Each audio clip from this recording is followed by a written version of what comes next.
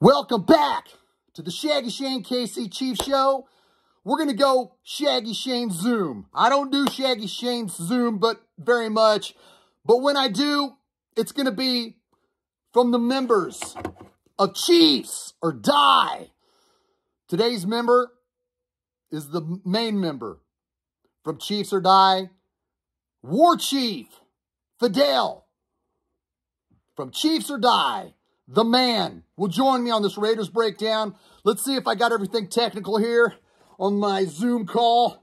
Let me see if it's got the Zoom call fixed. Let me see if the Zoom's all fixed in good. Let me see. It's my first Zoom call here at on Shaggyshane Entertainment with Chiefs or Die. Okay, we're good. How you doing, Fidel? Can you hear me? Oh, yeah, I can hear you loud and clear. Okay, I don't do too many Zoom calls in the Shaggyshane studio. How in the hell you been, buddy? I'm winning and grinning. You know me, crossing the country, making friends, making memories. Hell yes, hell yes. It's Raiders week. It's Monday Night Football. It's Raider Hater Week. Yes. Yes, indeed. Yes, indeed. It's Raider Hater Week, and Fidel has been freaking taking his crew, as I've told you many times, on the road. Oh, yeah. Many times. They were at Arizona and they were at Indianapolis, the first two road games. Fidel, you weren't at Tampa Bay because of the scheduling conflicts of the uncertainty between Tampa Bay and Minnesota that led. But what has the vibe been? This is your sixth or seventh season with Chiefs or Die taking your group on the road. Right. What has it been like taking your team on the road this year? This year, it's, unlike other years, I think people have literally fallen into the groove of the Chiefs are who we are. We're world beaters. You know what I'm saying? We're the team to beat. Every team is going to play us hard. It's going to be a dogfight any city we go to. But one thing I can say about this, and something that I will say about this, being on the road this year, it's been a lot more respect given from the road teams. From the home teams. When we get to these cities, there are a lot of people showing a lot of love. A lot of people know, of me, of my organization. And they just respect the Chiefs. So I will say, Indianapolis definitely was a great city. It was a great vibe.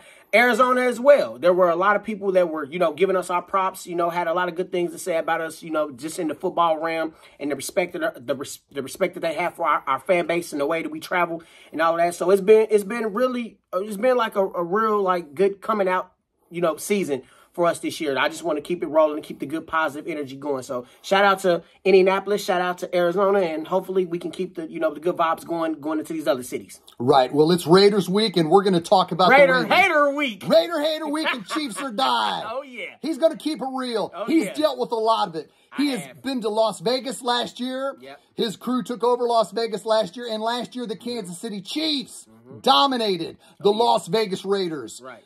2 years ago, though, folks, we got to go back to 2 years, almost to the day, October 11th, 2020. The Chiefs were on the Run It Back tour, and that was a special regular season and playoffs for your Chiefs. Yep. The Chiefs were 14-1. The Chiefs gave away the last regular season game because they already had home field advantage locked up. The Chiefs were 14-1. They went undefeated on the road. The Las Vegas Raiders came to Kansas City and won convincingly. The Chiefs built a 20-3 lead in the first quarter and still lost 42-34 in a game that the Raiders really dominated. We still cannot take them lightly because anything's possible.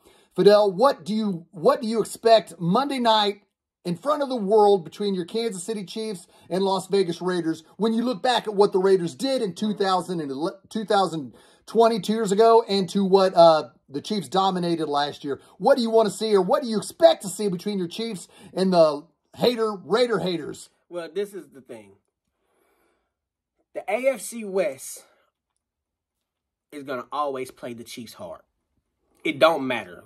Every team in the AFC West can be, have an O winning column in the winning column and have all L's in the losing column. When they play the Chiefs, the gloves are off. The Raiders, being our #1 rival in the National Football League, if you guys do not know, the Chiefs and the Raiders have the longest standing rivalry in the entire National Football League. There is no rivalry more epic than Chiefs Raiders. So we never take the Raiders lightly. I can call them bums all day. I will call them trash all day. I fucking hate their fan base. I hate their team. I hate the owner. I hate whatever city adopts them. Because at this point, they are orphans. And whoever wants to take them in for the money of the government, that's the city that they're going to go to. I hate them. But I will give them this respect in this realm. They're always going to play the Chiefs hard. I never take the Raiders lightly. Anybody who takes your arch nemesis lightly, you can expect an L. So I really, really hope that, Spags, Andy Reid, Eric Bieniemy, you know what I'm saying, special teams coach, I hope that everybody was on the page of, listen, this is a sense of urgency. Because if we take the Raiders lightly, they're going to come here and they're going to hang a W on us and leave us with an L. Yep. I do not take them lightly. I don't care how bad I talk about them. I don't care how much I hate them. I respect the Raiders organization. I respect the fact that they hate us. And I respect the fact that they're trying to come in here and chop our heads off. So we got to strike first. We got to strike hard. We got to strike fast. And like this was Cobra Kai. We got to go hard. You know what I'm saying? Strike first, strike fast, strike hard. We got to let them know that they are in Kansas City. This is not Oakland. This is not LA. This is not Las Vegas. This is Kansas City, Missouri. This is the home of the Chiefs. And we will not tolerate any disrespect in our house. And we still haven't forgot about that lap. Right. Listen, that I don't think that's ever gonna go away. That lap has basically earned y'all a decade worth of ass whoopings in Kansas City. Like literally. I'm still pissed about that lap because it was, I'm gonna keep it real. And what about when they stomped on the 50-yard line? I mean, we did what we were supposed to do. Yeah. But that lap was legendary. Right. See, karma came quick in the form of that stomping on the arrowhead at the 50-yard line. Right. You did that, and karma, it was a boomerang. You threw it out, and it came right back. But that lap, we had to sit, and it simmered. And it manifested. And it just, even though we got our lick back, it's still like they fucking spun a lap. Right. And they were cheering. I can only imagine what was going on that bus while they were doing that. You know what I'm saying? So that lap has earned y'all a decade worth of ass whoopings. So whenever you come to Kansas City, this is what's going to happen to you because of that lap. Just remember the lap. I should make a shirt.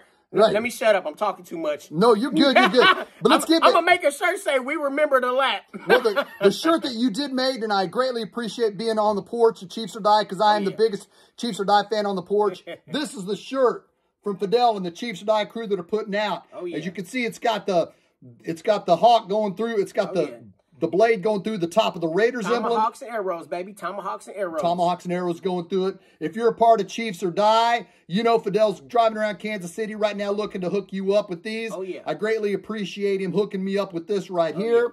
Yeah. And one last thing we want to talk on, because anything is possible throughout the rest of the regular season. Anything is possible with free agent acquisitions or trading people that aren't currently playing. I want to talk about something that we disagree on, but it's fun to debate. It's fun to talk it out. Stephen A. Smith on ESPN and Marcus Spears on ESPN. I know where this is going. think it would be a good idea for Odell Beckham Jr. to come to Kansas City. Odell Beckham Jr. And the war chief agrees. And Fidel Blocker agrees with him. He thinks Odell Beckham Jr. would be a great addition to the Chiefs. I do. Odell Beckham Jr.'s put it out there. There's 1 of 5 teams, and the Chiefs are one of them. My fear is he's such a diva, he will come here and be like Le'Veon Bell and not really play up to what he was. Le'Veon Bell never played with what he was. We thought he was going to come in here and be the man. And we thought, I did, but he's the same kind of diva Odell Beckham Jr. Claims to be. Odell Beckham Jr. is not going to be medically cleared until the end of next month, until around Thanksgiving. I like where we are. I think any veteran that comes in stunts the growth of the wide receiver, Sky Moore. Fidel, talk me into, like Stephen A. Smith thinks and you and Marcus Spears of ESPN think that Odell Beckham Jr. Tell the Shaggyshane viewers why you disagree with me and think you'd be a great addition to the Kansas City Chiefs. Well, it all goes back to the old saying.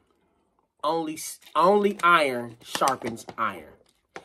As far as the Le'Veon Bell, analysis, I said this when Le'Veon Bell was with the Steelers, and this is no slight to Le'Veon Bell. I don't want anybody to hear this think that I'm taking a shot at Le'Veon Bell.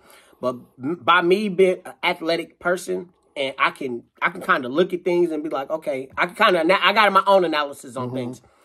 I understood the reason that Le'Veon Bell, why he was successful in Pittsburgh. And the reason, it wasn't because he had patience. It wasn't because he was a special type of runner. I believe, and now that it's all played out, my assumptions came to fruition, that the reason why he was a special runner in that system is because that line was built for the run game. Everybody on that line was a mega man. Everybody on that line was a run. That was a run. Even though they had Big Ben and they wanted to highlight him, that line was there to protect and open up holes. And that's what they did. And I said this. Everybody was like, oh, he's the best running back. I said, no, it's the line. Y'all are not giving enough credit to this line that are opening up these gaping holes for him to run through. Y'all are not giving them enough credit. And I said it when he was in his prime at Pittsburgh. I said, if you put this same back on any other team in the National Football League, he is not this good. And we all seen how it played out. What does Odell Beckham Jr. bring to the Chiefs if he comes? Odell Beckham Jr. is as advertised. It's not because of the quarterback. It's strictly because of his talent. And I believe wholeheartedly, if you have an unorthodox passer of the football, you need an unorthodox catcher of the football.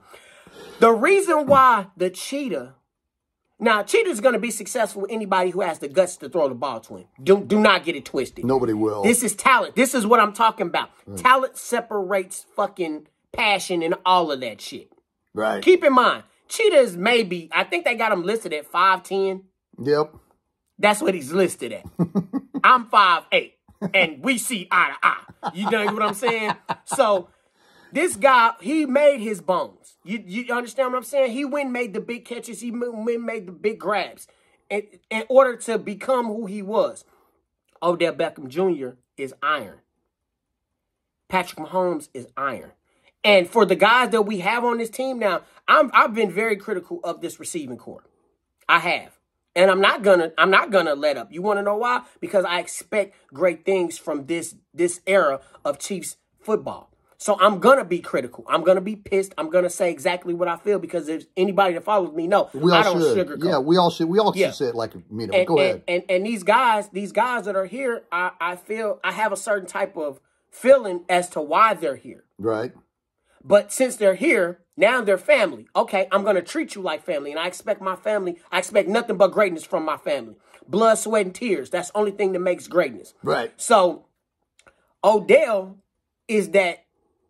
I want to go out on a limb and call him a one-in-a-generational type, receiver.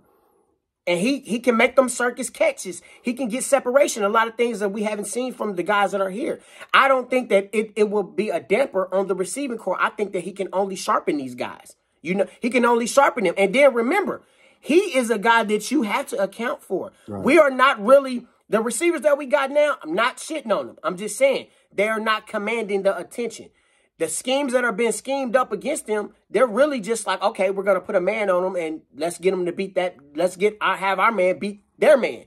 But Odell Beckham Jr., you can't play with him like that. And then, given the fact of us having a Juju, given the fact that we have an MVS, given the fact that we have a Mecole and a Travis Kelce, with Odell on the field, he stretches the defense. He's the deep threat. He can play the slot. You understand what I'm saying? So, he makes us more dangerous downfield and opens up everything underneath. And with the insertion of, our running back room now, oh man, listen, it's trouble for anybody who think they want some. So, I vote yes on bringing Odell here. Now, should we lock him down for multiple years? That's to be determined. But let's get him here. let's become the boogeyman and let's become the world beaters that we know that we are, that we have been for the last 6 or 7 freaking years, and go get what's ours. Let's bring the trophy home where it's supposed to be. You understand what I'm saying?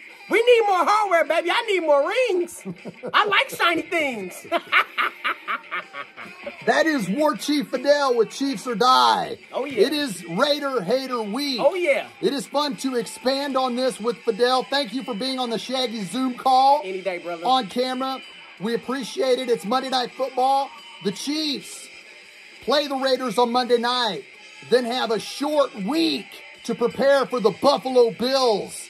So somebody say chicken. Somebody order the Buffalo chicken. So the next 2 games are at Arrowhead Stadium, which is 4 miles from my house, which is a short drive to the countryside. Where you going? You can't run and hide. So many questions. Questions like, man, is Chiefs or Die going to take over the world, or are they going to take over the world? Listen, I think it's safe to say that we've already took it over the world. They just don't know it yet. That is Phi'del Blanca from Chiefs or Die. I will be back Monday night. Until then, this is Shaggyshane and Phi'del saying, go Chiefs. Or die.